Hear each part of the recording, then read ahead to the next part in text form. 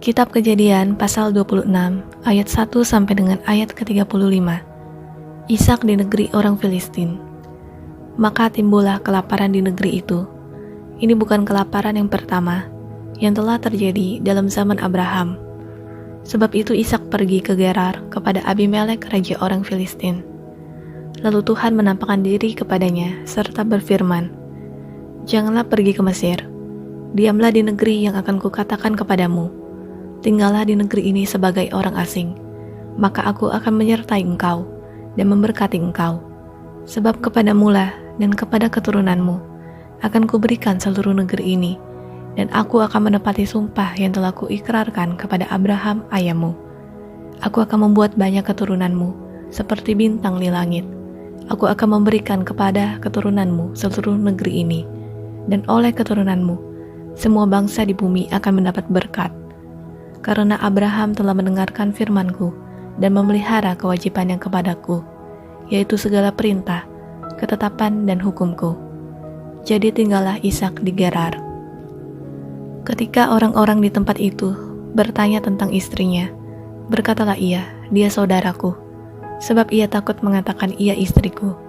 Karena pikirnya, jangan-jangan aku dibunuh oleh penduduk tempat ini karena Ribka, sebab elok parasnya. Setelah beberapa lama ia ada di sana. Pada suatu kali menjenguklah Abimelek raja orang Filistin itu dari jendela.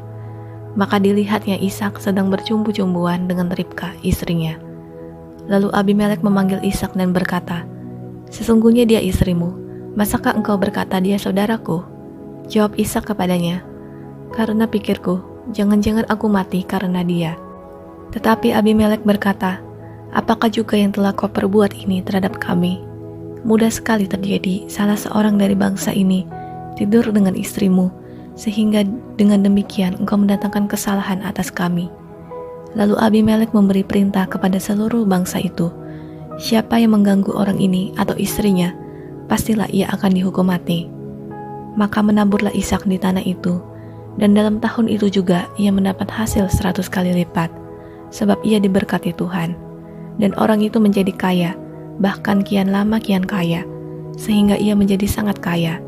Ia mempunyai kumpulan kambing domba dan lembu sapi, serta banyak anak buah, sehingga orang Filistin itu cemburu kepadanya. Segala sumur yang digali dalam zaman Abraham ayahnya, oleh hamba-hamba ayahnya itu, telah ditutup oleh orang Filistin dan ditimbun dengan tanah. Lalu kata Abimelek kepada Ishak, "Pergilah dari tengah-tengah kami, sebab engkau telah menjadi jauh lebih berkuasa daripada kami." Jadi pergilah Ishak dari situ, dan berkemahlah ia di lembah Gerar, dan ia menetap di situ. Kemudian Ishak menggali kembali sumur-sumur yang digali dalam zaman Abraham ayahnya, dan yang telah ditutup oleh orang Filistin sesudah Abraham mati. Disebutkannya lah nama sumur-sumur itu menurut nama-nama yang telah diberikan oleh ayahnya. Ketika hamba-hamba Ishak menggali di lembah itu, mereka mendapati di situ mata air yang berbual-bual airnya. Lalu bertengkarlah para gembala Gerar dengan para gembala Ishak. Kata mereka, "Air ini kepunyaan kami." Dan Ishak menamai sumur itu Esek, karena mereka bertengkar dengan dia di sana. Kemudian mereka menggali sumur lain, dan mereka bertengkar juga tentang itu. Maka Ishak menamai sumur itu Sitna. Ia pindah dari situ dan menggali sumur yang lain lagi. Tetapi tentang sumber ini mereka tidak bertengkar. Sumber ini dinamainya Rehobot, dan ia berkata, "Sekarang Tuhan telah memberikan kelonggaran kepada kita, sehingga kita dapat beranak cucu di negeri ini." Dari situ ia pergi ke Beersheba. Lalu pada malam itu Tuhan menampakkan diri kepadanya serta berfirman, "Akulah Tuhan ayahmu Abraham. Janganlah takut, sebab aku menyertai engkau. Aku akan memberkati engkau dan membuat banyak keturunanmu karena Abraham, hambaku itu." Sesudah itu Ishak mendirikan mezbah di situ dan memanggil nama Tuhan.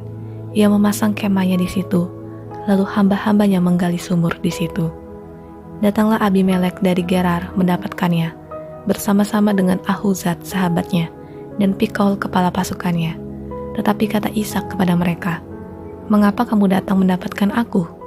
Bukankah kamu benci kepadaku dan telah menyuruh aku keluar dari tanahmu?" Jawab mereka, "Kami telah melihat sendiri bahwa Tuhan menyertai engkau.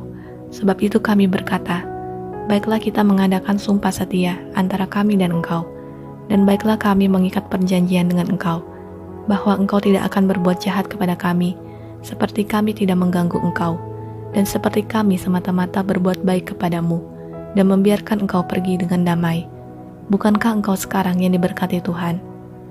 Kemudian Ishak mengadakan perjamuan bagi mereka, lalu mereka makan dan minum. Keesokan harinya, pagi-pagi, bersumpah-sumpahanlah mereka. Kemudian Ishak melepas mereka, dan mereka meninggalkan dia dengan damai. Pada hari itu datanglah hamba-hamba Ishak memberitahukan kepadanya tentang sumur yang telah digali mereka, serta berkata kepadanya, "Kami telah mendapat air." Lalu dinamainyalah sumur itu Sheba, sebab itu nama kota itu adalah Beersheba sampai sekarang. Ketika Esau telah berumur 40 tahun, ia mengambil Yudit, anak Beeri, orang Het, dan Basmat, anak Elon, orang Het, menjadi istrinya. Kedua perempuan itu menimbulkan kepedihan hati bagi Ishak dan bagi Ribka.